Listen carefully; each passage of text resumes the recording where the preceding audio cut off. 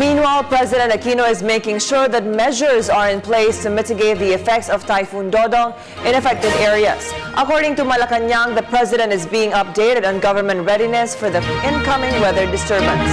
Elena Luna reports. Even if the president is busy on his state visit in Canada, Malacanang assures the public the chief executive continues to monitor developments in the Philippines, particularly Typhoon Dodong. Every time that Pag-asa issues a bulletin, actually we have a per hour update for the president. Okay.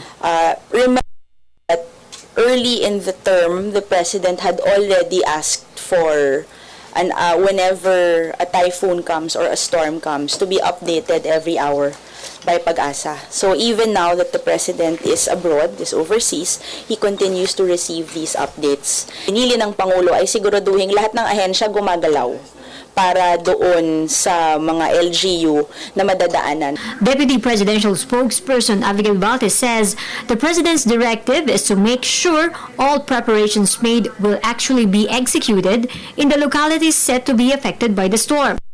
Yang assures there are sufficient funds for the typhoon. Ang DSWD po nagpreposition na sila doon sa mga areas ito at may mga standby funds pa po yung mga ating ahensya. It's early in the year. Remember that yung mga quick response funds tsaka yung mga contingency funds natin, pinoprogram naman natin yan.